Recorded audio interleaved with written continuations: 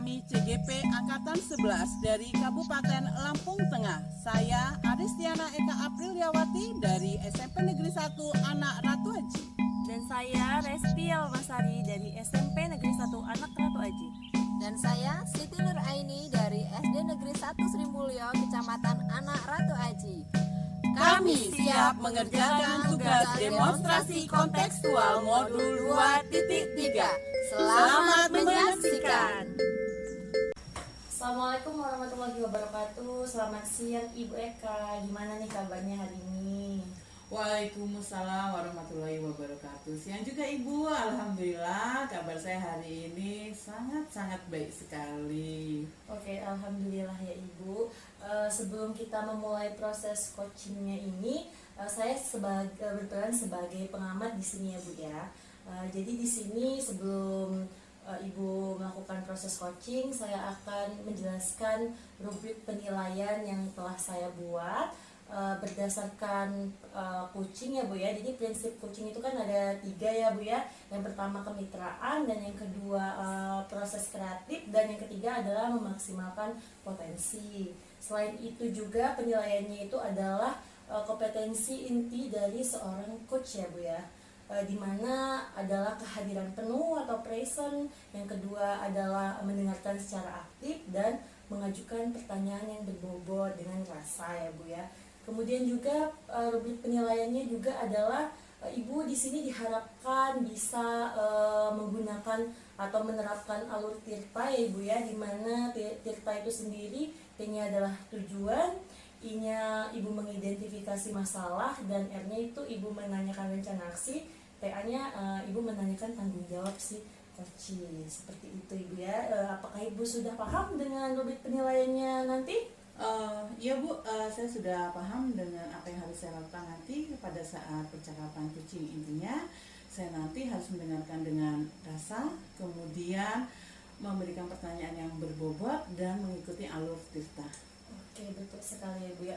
Sebelumnya saya mau mengajukan pertanyaan, boleh ya Ibu ya? Boleh Ibu. Oke, jadi Ibu untuk pertanyaan yang pertama nih, kira-kira kompetensi inti apa yang akan Ibu kembangkan nantinya waktu proses coaching dengan si coachnya?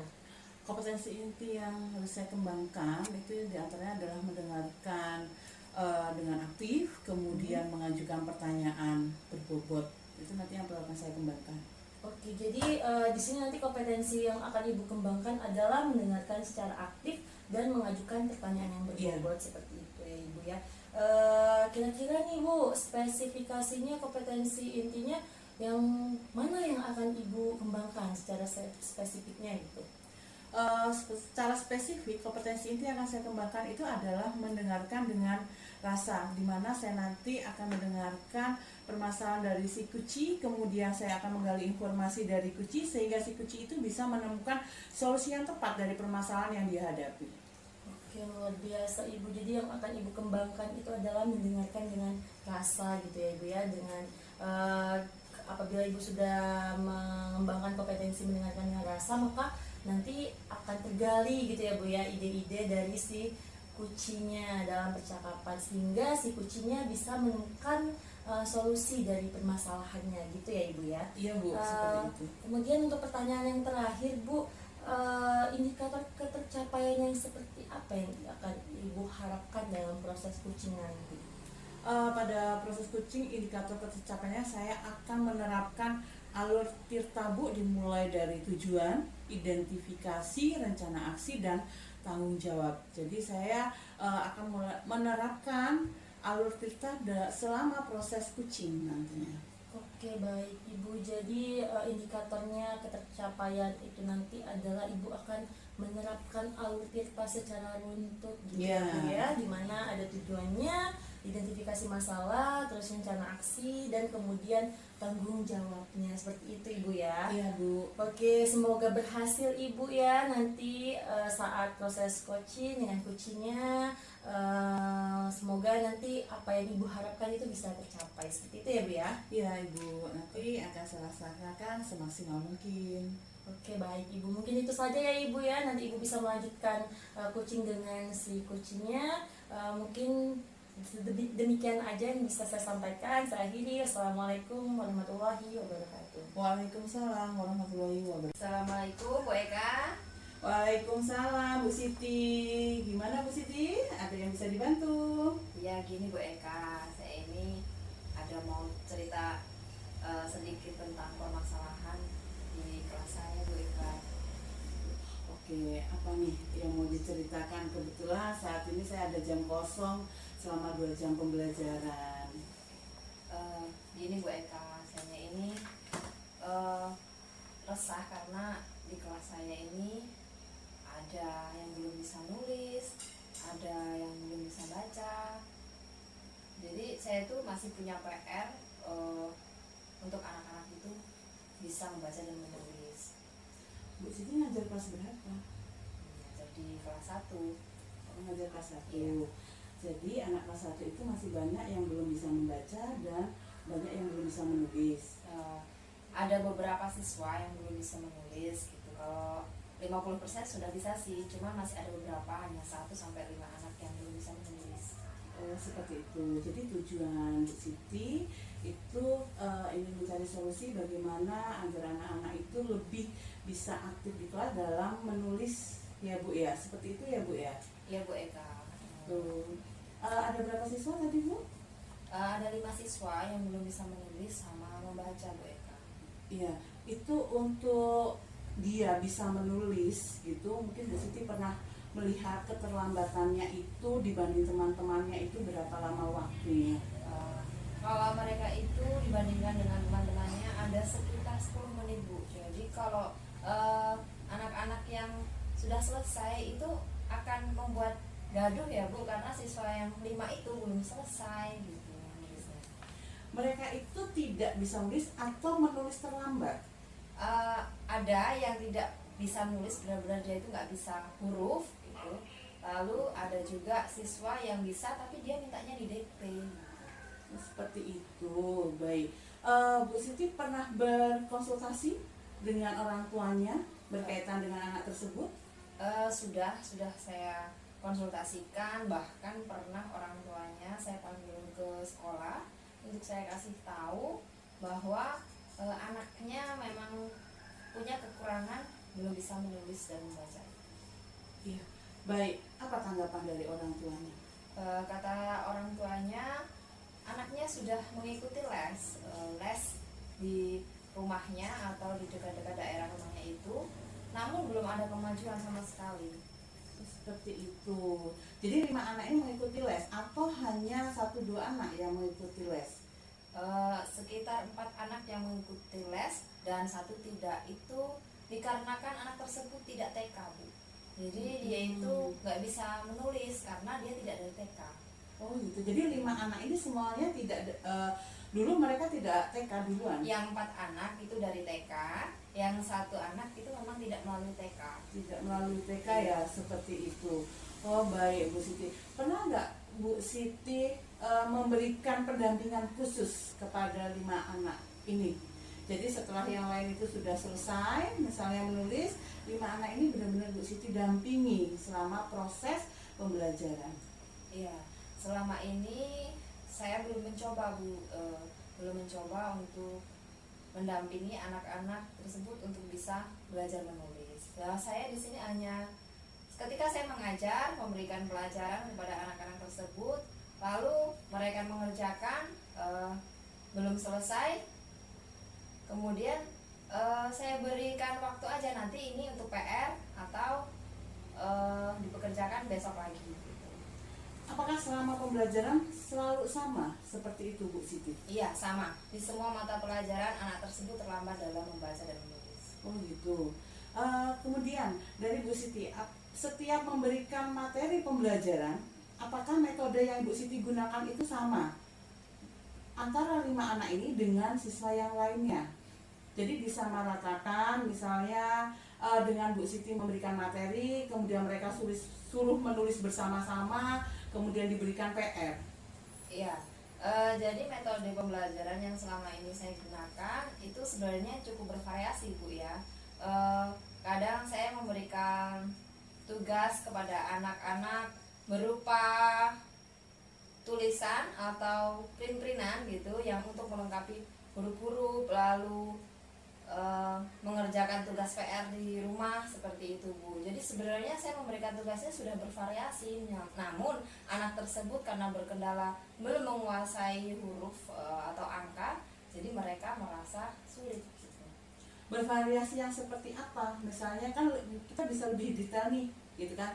Anak ini menulis misalnya huruf gitu, tapi yang ini ada menulis kata gitu. Sudah pernah melakukan yang seperti itu? Belum Bu, belum pernah saya lakukan. Gitu. Jadi sudah pernah mengelompokkan anak itu belajar sesuai dengan kemampuannya masing-masing? Oh iya, maksud Ibu seperti berdiferensiasi ya, seperti itu pernah saya lakukan hanya beberapa kali, tidak setiap hari seperti itu. Ketika menerapkan pembelajaran berdiferensiasi yang tadi Ibu sampaikan gitu, seperti apa yang pernah Ibu lakukan?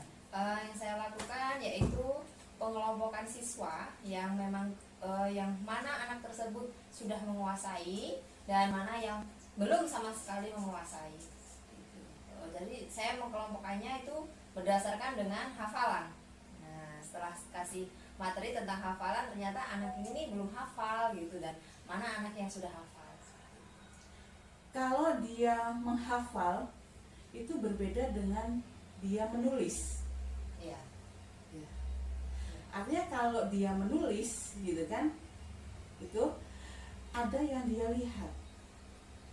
Ya, tadi kan topiknya membaca dan menulis. Jadi pertama saya memberikan bagaimana mereka mengetahui tulisan ini, jadi dengan cara menghafal biar bisa membaca. Setelah itu dari membaca nggak bisa, apalagi menulis gitu kan Bu.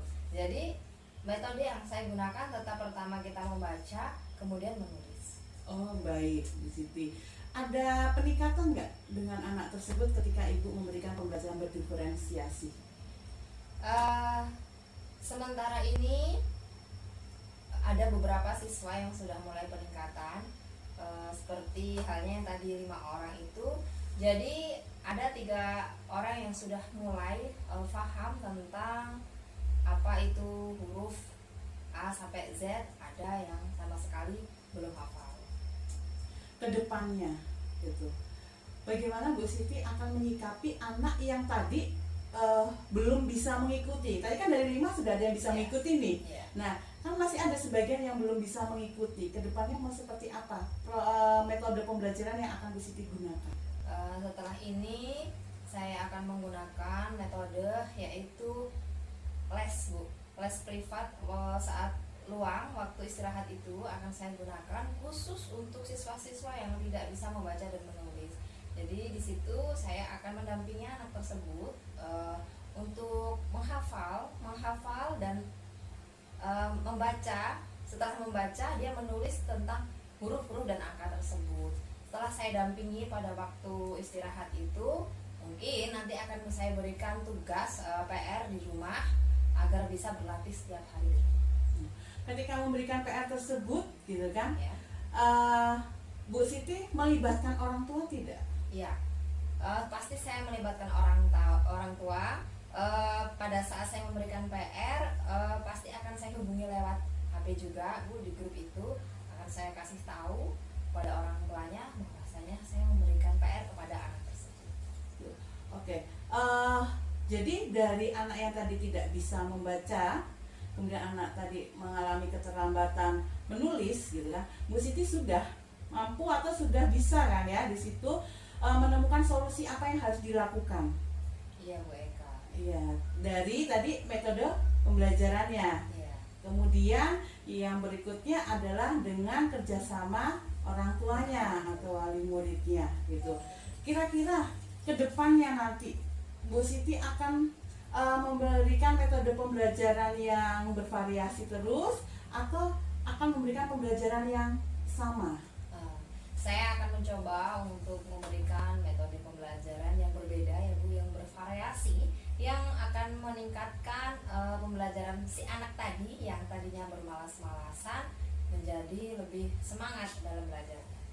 Oh, baik, berarti mulai kapan nih mau dilaksanakan? setelah ini akan saya laksanakan pembelajaran dengan metode yang kreatif. Gitu.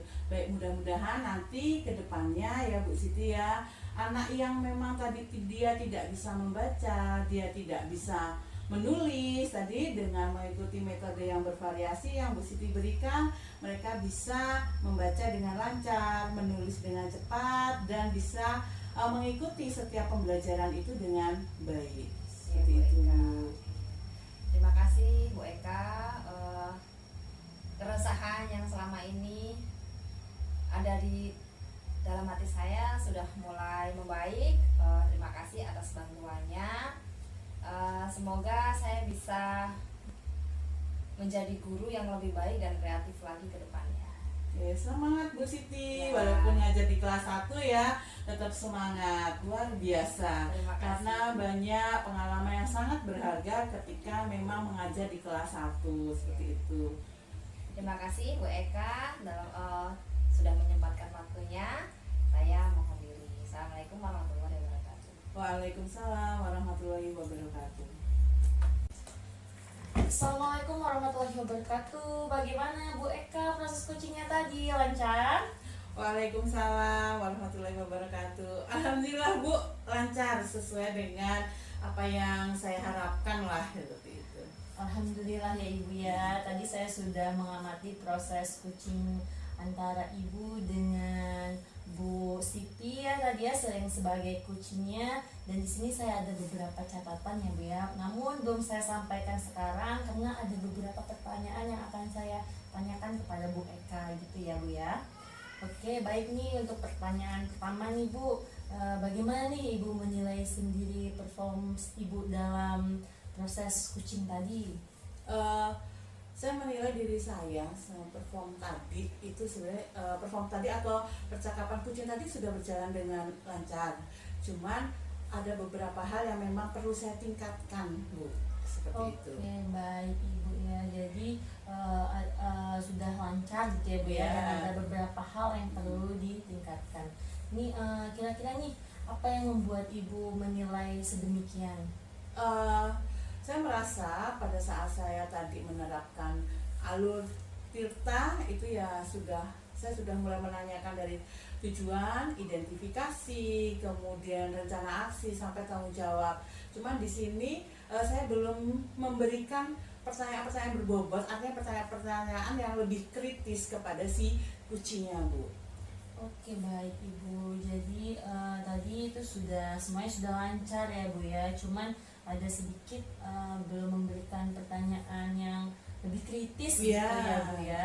Oke, baik Ibu. Di sini saya boleh menyampaikan hasil pengamatan saya Ibu. Boleh Bu? Oke, baik Ibu. Tadi saat proses coaching yang saya sudah amati, Ibu sudah menerapkan prinsip coaching ya Bu ya. Yang pertama adalah kemitraan, itu terlihat ketika Ibu mengobrol dengan si kucingnya itu tidak ada perbedaan strata seperti itu ya Bu ya. Kemudian itu juga Ibu sudah melakukan proses kreatif. Di situ saya melihat juga Ibu sudah banyak menggali potensi si kucing ya Bu ya, untuk menemukan sebuah solusinya gitu, untuk menemukan rencana aksinya seperti itu ya Bu ya. Kemudian juga saya melihat nih Ibu juga sudah mengajukan beberapa pertanyaan-pertanyaan kepada beliau seperti itu ya Ibu ya, sehingga dia bisa memberikan suatu atau membuka pikirannya gitu ya Bu ya, untuk memberikan diri dia sendiri itu adalah suatu ide-ide untuk dalam menemukan masalah gitu ya Bu ya. Di sini juga saya sudah melihat Ibu sudah menerapkan kompetensi inti dari seorang coach, yaitu mendengarkan secara aktif gitu ya Bu ya, dan memberikan pertanyaan, dan juga Ibu sudah menerapkan alur Tirta seperti itu Ibu ya. Oke Ibu, di sini Ibu dari diskusi kita tadi Ibu, kira-kira apa yang sudah terbayang gitu untuk meningkatkan lagi kompetensi coachingnya?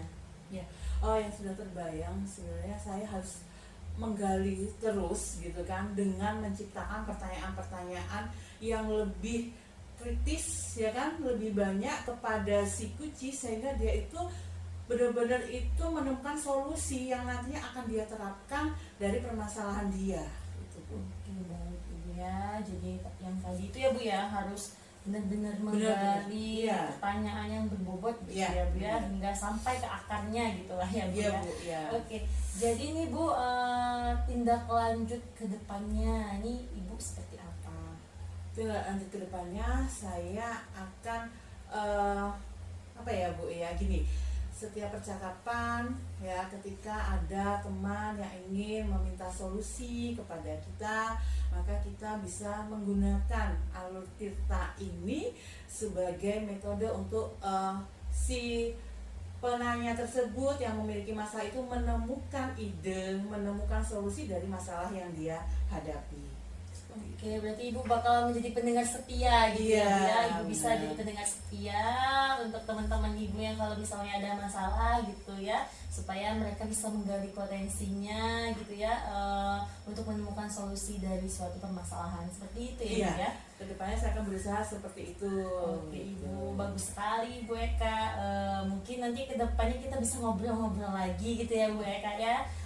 Mungkin demikian Bu Eka yang bisa saya sampaikan. Semoga nanti kedepannya bisa lebih baik lagi dalam meningkatkan kucing menggunakan alur tirta gitu ya Bu Eka ya. Ya, terima kasih Bu Resti untuk hari ini yang sudah mengamati percakapan kucing kami dan sudah memberikan masukan-masukan buat saya, terutama sebagai coach untuk meningkatkan kompetensi saya.